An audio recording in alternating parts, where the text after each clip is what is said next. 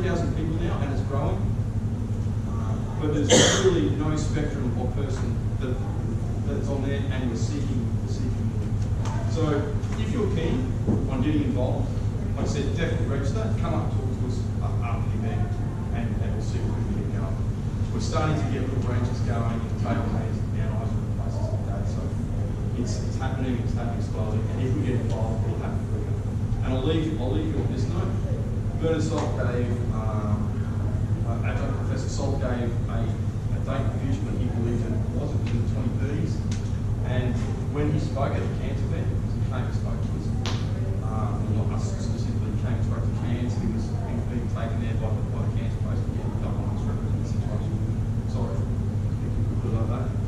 But he had a question and answer thing again. He mentioned a new spray. And there were some people there that were vehemently against it. Some of the people who were against it really should know better. At the end, I said, sir, he gave the date. And I said, sir, respectfully, you're looking at pure demographics and you're taking into account some of the other things. What would happen if a group of serious individuals got together and wanted to make this happen? He goes, nice. Well, if we're serious about this, we want it to happen. Yes, we can. We can. But we've got to make this happen. It's not top down. You know, we talked about it before. If it's left to the southeast corner and the elected representatives down there, or if we just leave it to elected representatives generally, it's not there's anything wrong with what they're doing, but they're really busy with other issues and they've got a limited voice. Like our federation, something I'm quasi obsessed with, is our federation story, which I don't know why it's not spoken about in our school all the time. Because like you had 6 colonies come together, and without one drop of human blood being shed, I accept, when I had this discussion during the process of colonisation, of course there was, some terrible massacres there, Indigenous people, which happened, it's undeniable. And there was the Eureka stockade. Okay, accepted. No problem. That was part of it, process of colonisation. Terrible as it was. But when the colonies decided to unite, when the detritus from Great Britain, who had been swept here and all other parts of the world who came here and gold rushes, they decided to get together. They made it happen without one drop of human blood being shed. Not one drop. No one was killed. And look, I've read not as much as I want, and really have to be corrected on this. But I haven't even read any stories of people being injured and taken to hospital. Like no bar-room walls. I think before I go from North Queensland, bar-room wall. Really? And that happened. That's an incredible story. It warms my heart. We should all learn about it. All our kids should be taught about it. We should be so proud of that. But it does give us an example of how it can happen. And that happened because it's a big deal. Because we decided, as we did rely on the establishment of elected representatives and other people. So I'm going to wrap it up right now. Thank you very much. It's been absolutely seriously. My anxiety levels watching everyone come in here. but it's fantastic to see so many people here. I hope we give you support. I hope that you'll help us bring a new branch. I hope you'll see if you can't do that. I hope you'll support us in any other way you can. And I look forward to hearing from our listeners. Thank you very much, gentlemen, for coming. Thank you very much.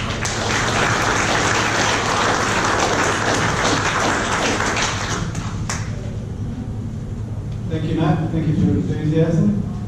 I'd just like to add one more thing. If people are interested in registering on the website, we're also looking for businesses to support us by sending their logos in. We post up on the website. It helps to add weight to the whole cause. So if there's people out there in business and they really want to support the cause, they go online and register. We would love it also if they're in business if they can send their logos to us.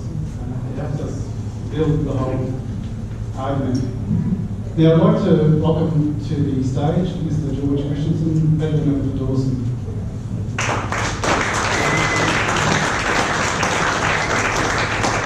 Thank you very much, ladies and gentlemen. Firstly, to thank the Brisbane team, both Bill and Matt, for fantastic presentations here.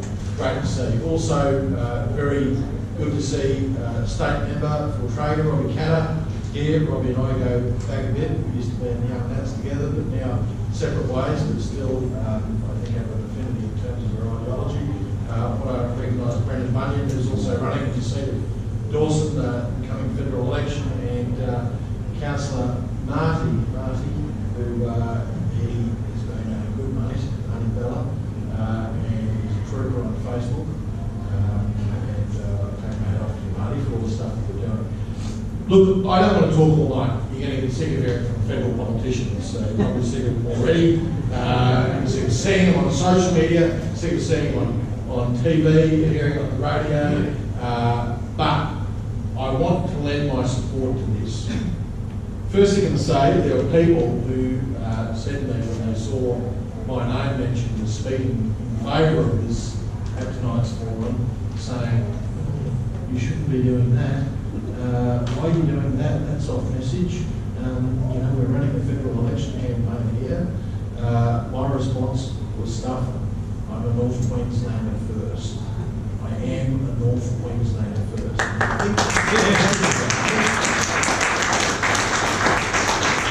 You are all here as well. We are North Queenslanders first and foremost.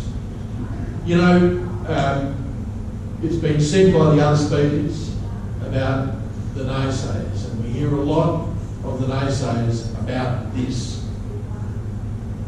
And they all happen to be, or most of them happen to be, from the southeast corner. There was a poll done, you know that, there was a poll done by, I think it was one of the reputable polling companies, Galaxy, if I'm not mistaken, about 3 years ago on this very question. And it was something like 46% of North Queenslanders supported the concept of a new North Queensland state. 36% opposed it, and the rest were undecided. I'm going to tell you, in politics, if they're the numbers that you do, without even a campaign talking about the proposal, you're rubbing your hands together. That is fertile ground. The people of North Queensland want a separate state. That is clear. And you've got to ask yourself, why? Why? Well, it's been said before tonight. We have all of this wealth that's generated. You saw the facts up on the screen. All the wealth that's generated from places like the Bowen Basin, even with tourism from places like the Whitsundays, from the stuff that goes out through the coal ports, south of us, at Hay Point and Daly Bay, north of us to Abbott Point, through the stuff that goes out through the Port of Townsville to the Port of Weber, money that's being generated for the whole state. And it travels its way down to the coffers of George Street, and it goes into those footbridges that we're talking about. Cross River Tunnels is another one popping up every week, it seems. Dog parks and a whole heap of other things, which are all well and good. And for a long, long time, while we haven't liked that, we've lumped it. Fair enough. More people that live down there. Fair enough. They shouldn't have to deal with congestion. Fair enough, as long as we get a reasonable sort of share, although we've seen that dwindling more and more as the budget comes out. But what starts to stick in my core, and I think what starts to stick in your core as well, is when people from down there start telling us what to do, what not to do. Start telling us about the wealth we're generating and the restrictions and the stoppages that should be put on that. When they start telling us that coal mining is a bad thing and there shouldn't be coal jobs, well, guess what? It funds your dog parks, Brisbane. It funds your Cross River Tunnels, Brisbane. When they start telling farmers up here that they shouldn't cut down that tree, that their farm should be completely and utterly locked up from further production because we want to feel good about the environment when we've knocked all the trees down in Brisbane and plant houses. The height of hypocrisy. The height of hypocrisy. Those people who've been telling us up here, and our farmers, that they can't manage their properties. And they do it all without compensation. Imagine that. Being told that 80% of the property couldn't be utilised by you as a landholder. Just locked up, can't do it, you touch a bit of it, blade of grass, we're going to send it to the police, you're going to get fines, you're going to get through court, you're going to be made a criminal. It's the kind of things that actually is happening in this state. Fishermen, fishing industry that we have up here, now being told that for purposes of sustainability, because there's a whole lot of people in Brisbane again who feel sorry for the fish, who feel sorry for the sharks and all the rest of it, that we're going to have sustainability measures put in place, reform, that's the word that makes everyone shudder up here, reform. And you've got fishermen now that are faced with 80% reductions in their catch. So it's not restrictions, that's a shutdown. That's a shutdown of the industry. And you see this progressing more and more across different job-creating industries. And so we might be ticked off about the fact that all this wealth goes down there to Brisbane, down there to the Gold Coast, and all those places in the southeast corner, and builds them all the nice things that they want. But what really is going to stick in our core is now to cross the line to the point where they're saying to us what we should and shouldn't be doing up here. That the wealth we're generating is being generated in some immoral way. Well, again, I say it's not. It's the stuff that's funding your lifestyle down in Brisbane. And why they would be so against it? All that wealth that was seen on the screen before stop flowing down.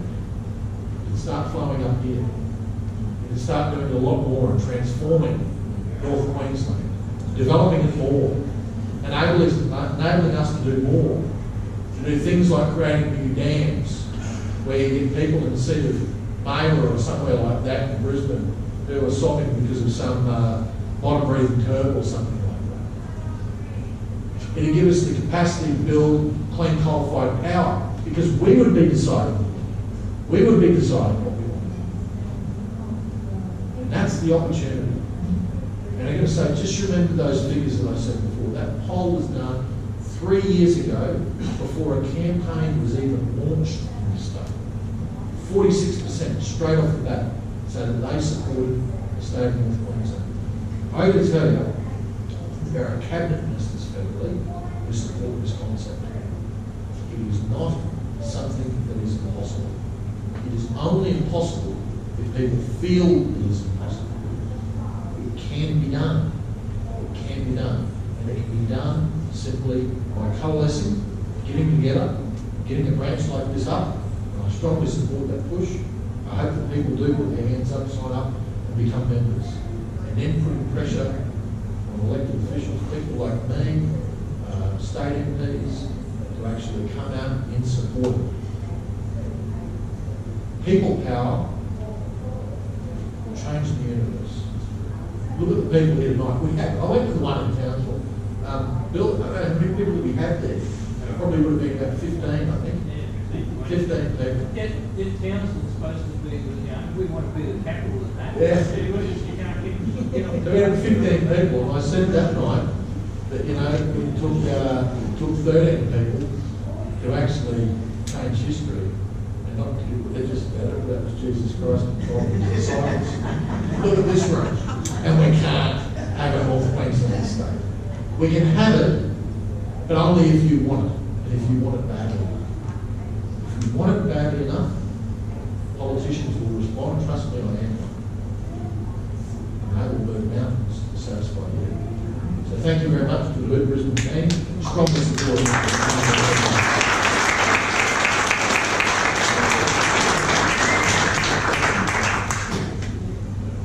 George. I'd like to now bring Roddy Carter to the stage and let him have his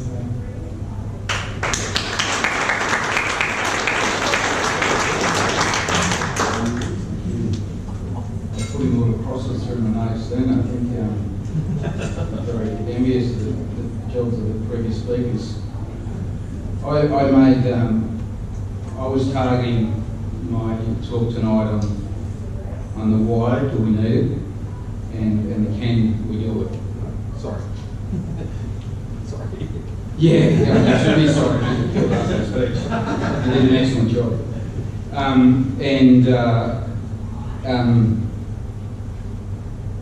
Yeah, I'll come back to that point actually where I first met Bill because it ties into the final message I'd like to leave you with.